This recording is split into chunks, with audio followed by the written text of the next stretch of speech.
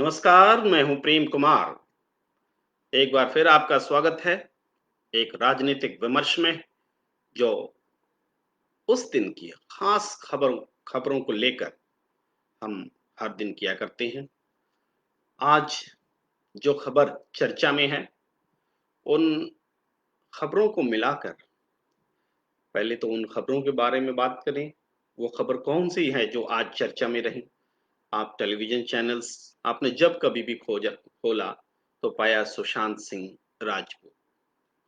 इसके अलावा जो खबर चर्चा में हैं, वो राजस्थान की सियासत को लेकर हैं, चाहे मीडिया के किसी भी क्षेत्र में जाएँ, चाहे वेब मीडिया हो या वेबसाइट में जाएँ, सोशल मीडिया हो या टेलीविज़न मीडिया हो, कहीं न कहीं ये खबर भी मौजूद रही। और एक खबर है जो बड़ा साइलेंटली चली, वो है अ, अयोध्या, जो लगातार खबर में है, लेकिन उसके डेवलपमेंट्स बहुत साइलेंटली चल रहे हैं और इन खबरों में दब जा रहे हैं।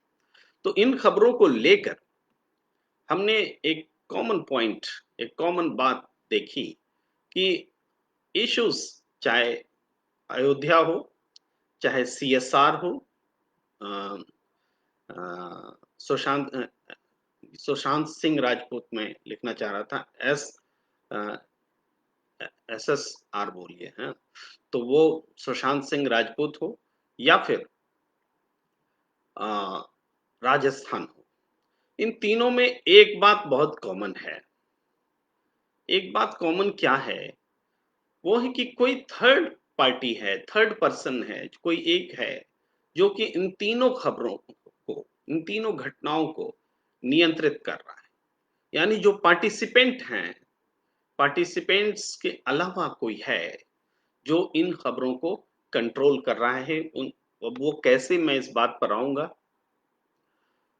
सबसे पहले देखें तो सुशांत सिंह राजपूत,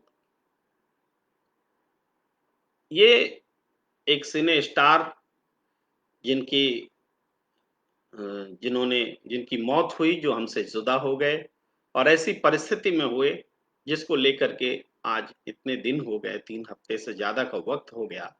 लेकिन उसके बारे में हर दिन रहस्य गहराता गया, बातें उठती गईं और ये पूरा वाक़या ऐसा इस दौर में आ गया है। मैं केस के मेरिट डिमेरिट की बात नहीं कर रहा हूँ। मैं केस के रहस्य रोमांच की बात नहीं कर रहा हूँ कि ये मर्डर कैसे हुआ, क्या हुआ, वो तमाम चीज़ें आप मीडिया में देख रहे हैं। मैं ये बात कर रहा हूँ कि ये जो मौत हुई, इसकी जाँच के 2 सेंटर पैदा हो गए हैं और 2 सेंटर पैदा हुए हैं, तो क्यों हुए हैं? क्या वजह है? आप देखेंगे, एक सेंटर है मुंबई, महाराष्ट्र, जहाँ पर की ये घटना घटी, और दूसरा सेंटर पैदा हुआ है बिहार, पटना, जहाँ पर कि फाइनली एफआईआर दर्ज हुआ। ये क्यों हुआ? इसके पीछे कौन है? मैं लौटूँगा इस विषय पर। तुरंत दूसरे विषय पर आता हूँ, क्योंकि मुझे तीनों विषय पर एक जो समरूपता है, उसके वो उस पर चलना है। दूसरा विषय आप आइए, अयोध्या।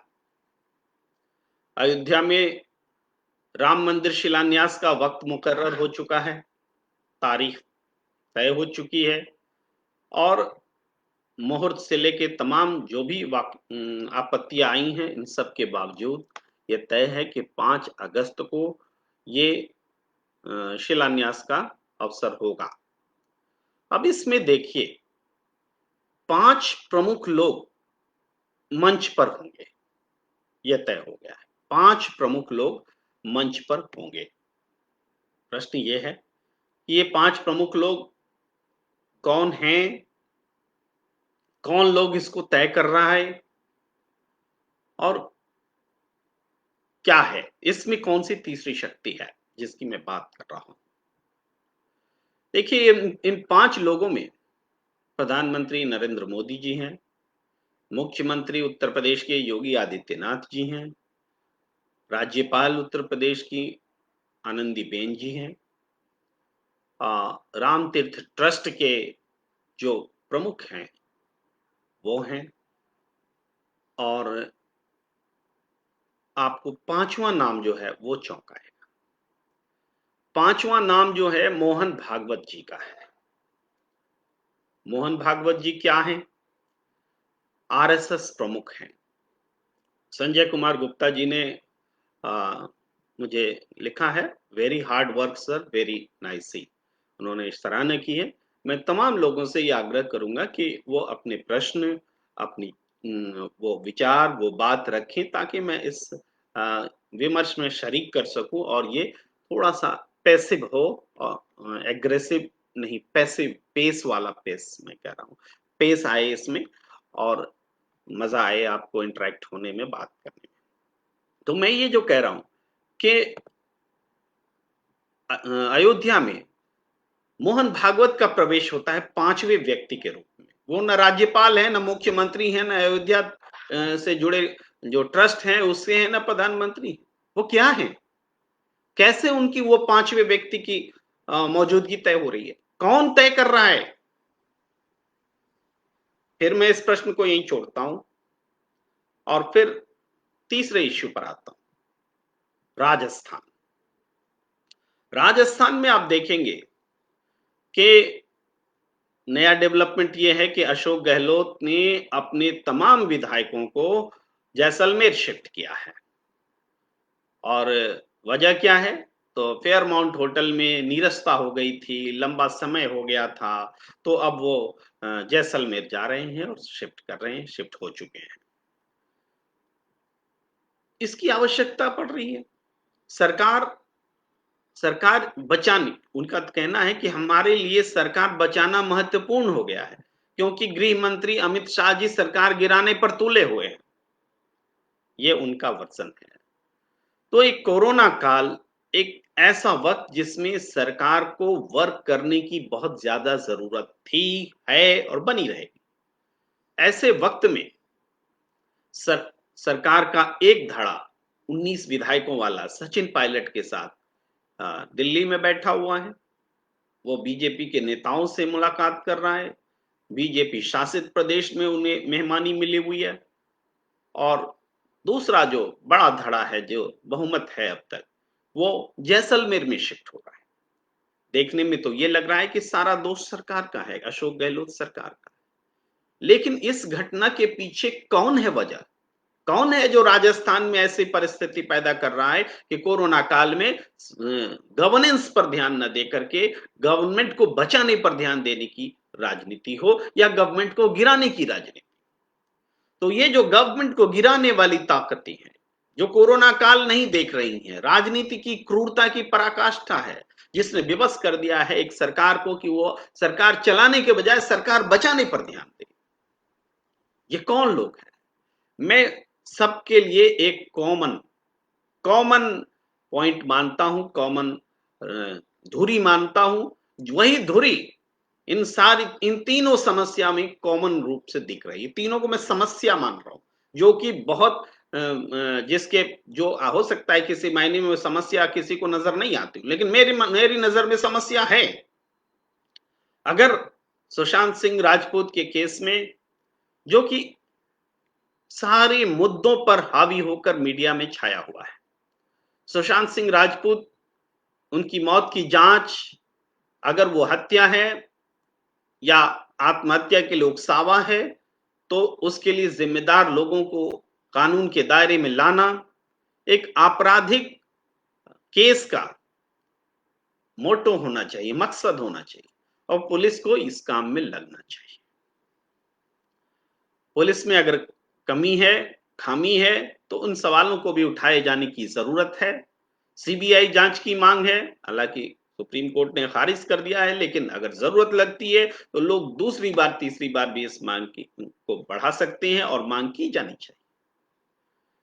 किंतु हो क्या रहा है कि महाराष्ट्र की पुलिस अगर जांच कर रही है और सीबीआई की जांच कोर्ट ने खारिज कर दिया है, तो एक पैरेलल सेंटर बिहार के पटना से शुरू किया गया। वहां एक एफआईआर दर्ज हुई और आप देखेंगे देवेंद्र फडणवीस मुख्यमंत्री रहे महाराष्ट्र के, उन्होंने आज 11:15 बजे के करीब ट्वीट किया कि अ, ये जब उन्होंने ट्वीट किया, क्षमा कीजिए समय में थोड़ा इधर-उधर मुझे याद रखने में होती है। जब देवेंद्र फडणवीस ने जब ट्वीट किया, उसी दिन उसी दिन ये मामला जो है फिर से हाई कोर्ट में भी जाता है कि सीबीआई की जांच होनी चाहिए, फिर नए सिरे से ये मांग उठती है, एफआईआर दर्ज होता है पटना में और नए सिरे से ये बवाल खड़ा होता है। तो ये सुशांत सिंह राजपूत केस में मैं इसमें कहीं नहीं पढ़ना चाहता कि ये एफआईआर दर्ज होना चाहिए कि नहीं होना चाहिए, मैं मेरिट में जा ही नहीं रहा केस। लेकिन सीधे तौर पर ये इस रूप में डीजीपी के बिहार के डीजीपी बैठक कर रहे हैं पुलिस उच्च स्तरीय इस मामले में। तो ऐसा क्यों है कि एक केस पर महाराष्ट्र की पुलिस और बिहार की पुलिस अलग-अलग मुद्दों पर जांच करेगी? ऐसा तो नहीं होना चाहिए। क्या किसी एक आपराधिक केस में बिहार पुलिस की सोच अलग होगी, महाराष्ट्र पुलिस की सोच अलग होगी? ये मिलकर काम नहीं कर सकते? क्या अब तक मिलकर काम नहीं किया? ये एक फेडरल सिस्टम में 2 स्टेट की पुलिस पैरेलल जांच करे, ये कौन-सी अच्छी परिपाटी शुरू हो रही है? ये क्यों हो रहा है? ये वही ताकत है। ये वही ताकत है जो कि एक आपराधिक केस में भी एक पूरी तरह से एक सरकार और वहां की पुलिस को डिफेम करने में असफल और अकर्मण्य साबित करने में जुटी हुई है और एक दूसरा सेंटर जहां से कि इस इसको चुनौती दी जा सकती है, इस मसले को उठाया जा रहा है। तो ये कतई उचित नहीं है। ये अगर सीबीआई की जांच की मांग है, उसको समझाया जाना चाहिए, सीबीआई की जांच जरूरी है, की जानी चाहिए, उसके लिए जो स्टेप्स उठाने चाहिए, अदालत में दोबारा नॉकिंग हो। मगर ये कौन सा तरीका है कि बिहार की पुलिस बनाम महाराष्ट्र की पुलिस की केस की स्थिति कर दी जाए? ये खतरनाक प्रवृत्ति है। एक प्रदेश में एनडीए की सरकार होगी, दूसरे प्रदेश में गैर एनडीए की सरकार होगी, तो दोनों का रवैया क्या एक मामले में अलग-अलग हो सकता है, होना चाहिए? ये बहुत बड़ी चिंता का विषय है। आप लौटिए अयोध्या मसले पर, हम जहां से हमने बात को छोड़ा, वहां दोबारा हम आते हैं कि अयोध्या का मसला, राम मंदिर के निर्माण का मसला, अब ये कोई मसला नहीं है। सुप्रीम कोर्ट का आदेश हो चुका है, राम मंदिर का शिलान्यास होना है, तो इसमें कोई विवाद की स्थिति भी नहीं है। जो आपत्ति विवाद थे, उसको उसी जगह पर उसी रूप में मान लिया गया और चीजें शुरू हुई थी। मगर ये मसला इस रूप में मसला बना क्योंकि इसकी तारीख 5 अगस्त तय की गई। शंकराचार्य स्वरूपानंद सरस्वती जी ने, मैं बार-बार नाम लेता हूं कि वो शंकराचार्य हैं, तो उन्होंने इसे अशुभ मुहूर्त बताया और कई लोग इसे शुभ मुहूर्त बता रहे हैं। तो मैं मुहूर्त का ज्ञान नहीं रखता, ज्योतिषी का ज्ञान नहीं रखता, लेकिन सामान्य ज्ञान तो हमें भी है, आपको भी है कि 5 अगस्त को कश्मीर में धारा 370 हटाई गई, उसके 1 साल पूरे हो रहे हैं। तो 5 अगस्त को ही ये राम मंदिर के शिलान्यास का अवसर होगा। तो कोई तो है जो इस अयोध्या के शिलान्यास के मुहूर्त को, अवसर को संकट बना करके संकट बना करके या संकट बनाना चाहता है, एक अवसर बनाना चाहता है अपने हित में, राजनीतिक हितों को पूरा करने के। ये संकट क्यों? मैं संकट इसलिए मान रहा हूं, उन लोगों की ओर से मान रहा हूं जो मानते हैं कि मुहूर्त अच्छा नहीं होने पर संकट आता है। मुझे एक ज्योतिषी बता रहे थे कि उन्होंने मध्य प्रदेश में भी शिवराज सिंह सरकार के शपथ लेने के काल को जो मुहूर्त था उसको गलत बताया था, आगाह किया था, लेकिन नहीं माना गया। क्यों? क्यों? क्यों? आप कारण जानते हैं, मुहूर्त नहीं देखा जाता है, सरकार बनाना ज्यादा महत्वपूर्ण होता है। क्योंकि अगले दिन कोरोना के कारण देश को लॉकडाउन में भेजना था और जल्दी जल्दी लॉकडाउन से पहले सरकार बनानी थी। तो मुहूर्त भाड़ में जाए, कौन मानता है मुहूर्त हमें सरकार बनानी है, कोरोना में देश को लॉकडाउन में डालना है। तो वो ज्योतिषी महोदय बता रहे थे कि उसके बाद हुआ क्या, देखिए उस सरकार को, शिवराज सिंह चौहान जी को जिन्होंने शपथ दिलाई, राज्यपाल महोदय अब इस दुनिया में नहीं, कितने दिन हुए। तो जो मुहूर्त मानते हैं वो इस बात को और करेंगे। खुद मुख्यमंत्री शिवराज सिंह चौहान कोरोना पीड़ित हो गए, कोरोना काल में ही उनकी सरकार ने शपथ ली थी। वो दौर था जब देश लॉकडाउन में गया। तो मैं ये बात इसलिए जिक्र कर रहा हूं कि जो लोग मुहूर्त को मानते हैं वो इसको इस तरह से देखते हैं। अब ये भी बताया जा रहा है, कहा जा रहा है कि मुहूर्त चूंकि गलत है, इस वजह से अयोध्या में राम मंदिर परिसर में जो शिलान्यास परिसर है, वहां आपको पता है 44 लोग कोरोना पॉजिटिव मिल चुके हैं। तब जबकि बहुत सीमित संख्या में लोग वहां मौजूद हैं, उसमें 44 लोगों का कोरोना पॉजिटिव मिलना कोई मामूली बात नहीं है। तो जो लोग मुहूर्त को मानते हैं वो इस बात पर भी ध्यान दे रहे हैं कि अशुभ घड़ी शुरू हो चुकी है। तो मैं चूंकि मुहूर्त को मानने या नहीं मानने उसको न तय करता हूं न मानता हूं, मैं बस चर्चा कर रहा हूं कि दो मान्यताएं, खासकर जो धार्मिक रूप से एक बड़ा अनुष्ठान है उसमें मुहूर्त का महत्व होता है। और मैंने बार बार कहा है कि अगर नहीं होता है तो बैठ करके खारिज कर दीजिए कि देश में कोई मुहूर्त नहीं होता है, आपसे कोई मुहूर्त निकालने की जरूरत नहीं। लेकिन ऐसा नहीं, मुहूर्त तो मानते हैं, सारे साधु मानते हैं। इसके बावजूद राम मंदिर शिलान्यास के अवसर पर मुहूर्त की अनदेखी करने के लिए कौन जिम्मेदार है? वो कौन शक्ति है जो मुहूर्त देखने से संत समाज को या राम मंदिर ट्रस्ट, तीर्थ ट्रस्ट को रोक रहा है? और मैंने सवाल उठाया है, अब तक किसी ने यह सवाल नहीं उठाया है, इसी सेशन में मैं सवाल उठा रहा हूं कि मोहन भागवत जी की मौजूदगी इस अवसर पर किस रूप में होगी, जहां प्रधानमंत्री हैं, मुख्यमंत्री हैं, राज्यपाल हैं और अयोध्या ट्रस्ट के शीर्ष प्रमुख हैं। यहां ये कौन है? ये कौन है? क्या राष्ट्रीय स्वयंसेवक संघ शासकीय संस्था है? क्या राष्ट्रीय स्वयंसेवक संघ धार्मिक संस्था है?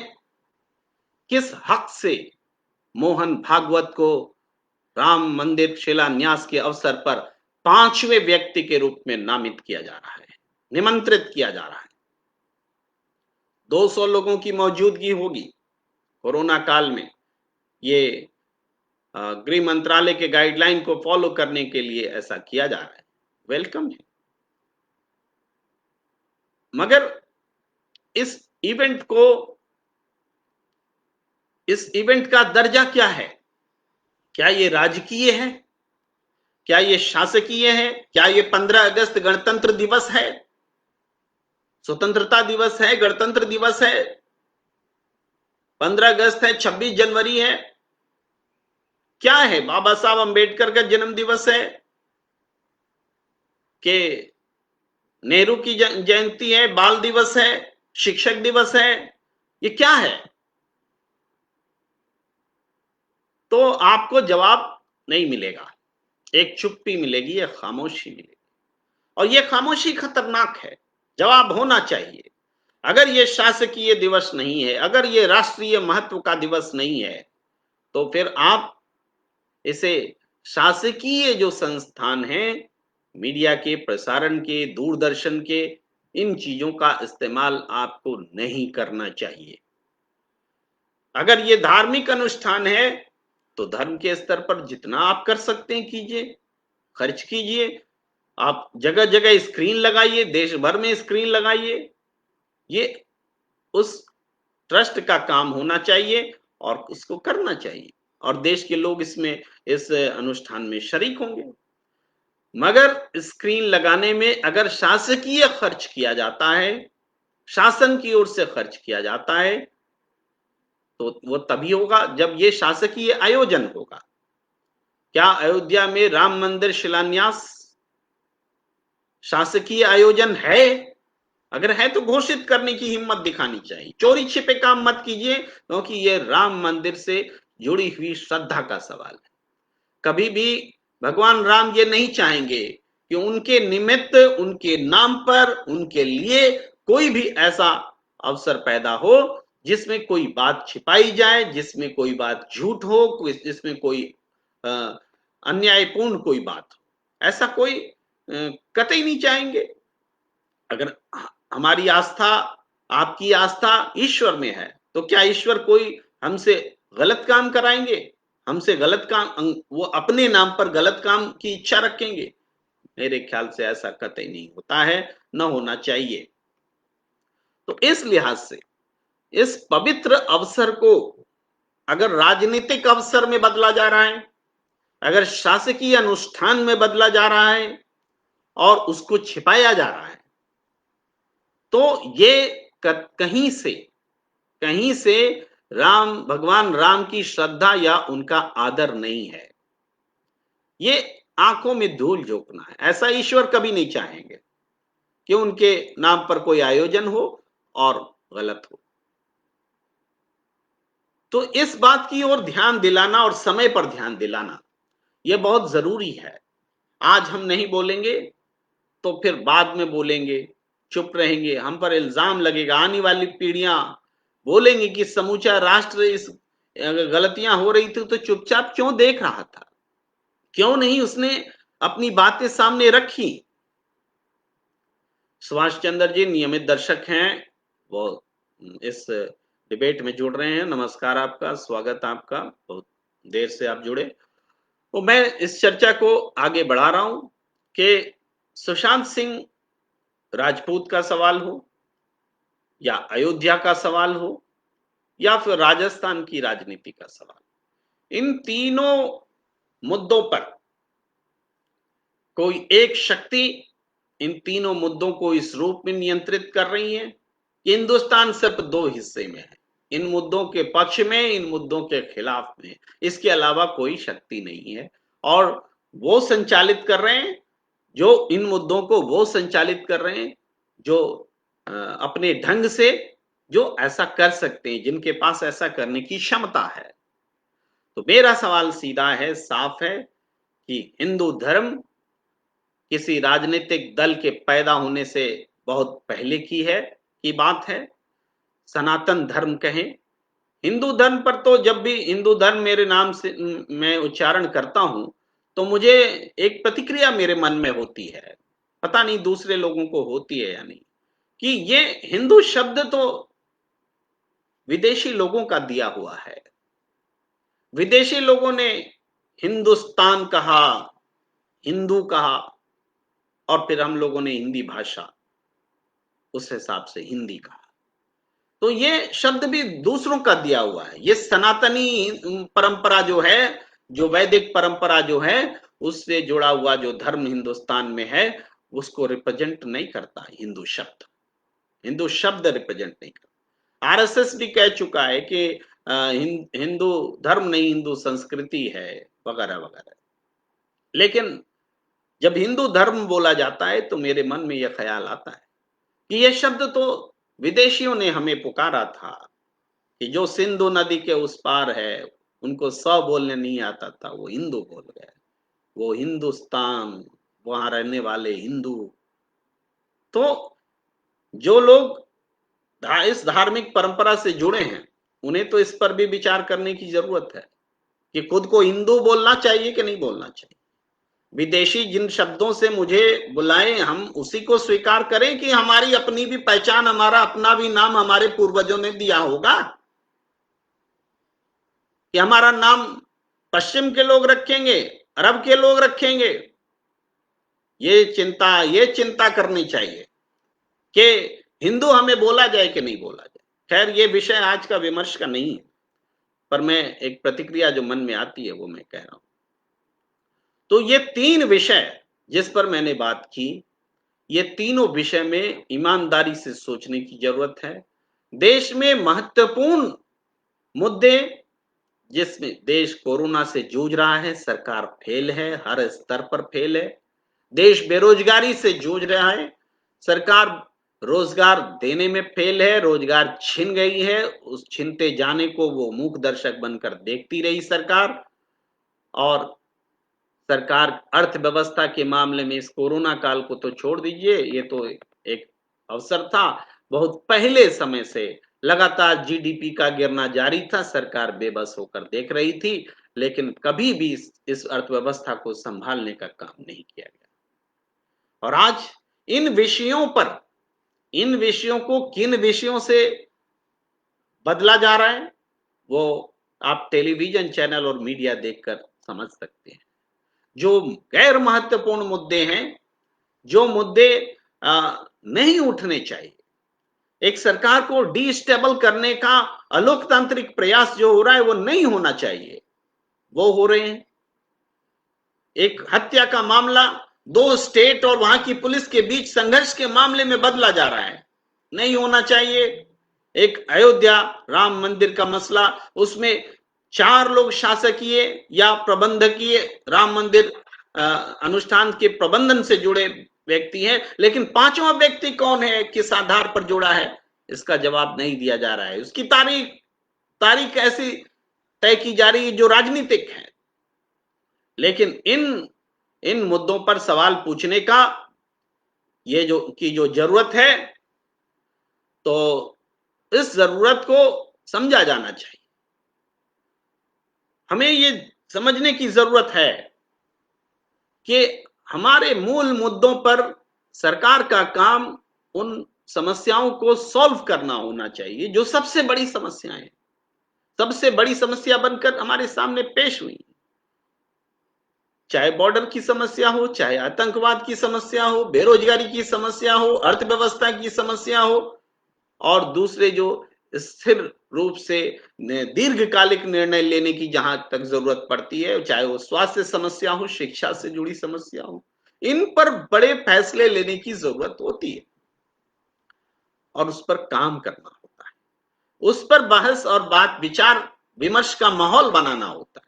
इसके बजाय गैर जरूरी मुद्दे पर देश को बहस में फंसाए रखो और पर्दे के पीछे से वो काम करो जो आपके मन में है, तो आप किस बात की मजबूत सरकार है? आप तो डरपोक सरकार हुई, आप तो कायर सरकार हुई कि जो बात खुलकर करनी चाहिए वो पीछे से कर रहे हैं। इन्हीं शब्दों के साथ इस विमर्श में मैं ये चाहता हूं, एक प्रश्न आ रहा है, मैं उससे ले लेना चाहता हूं कि सर, आप जब योगी जी नाम बदलते हैं जिनको विदेशी लोगों ने दिया, उसमें आपको आपत्ति थी कि नहीं? सर जी ये बताएंगे।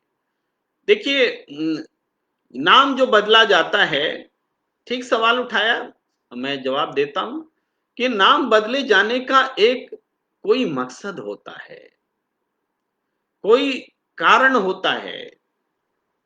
नाम आप बदलेंगे, एक आधार भी होता है, और जो नया नाम दे रहे हैं उसका भी कारण होना चाहिए। पर आधार क्या है? आधार सिर्फ धार्मिक आधार पर बहस को जन्म देना है, यही आधार है।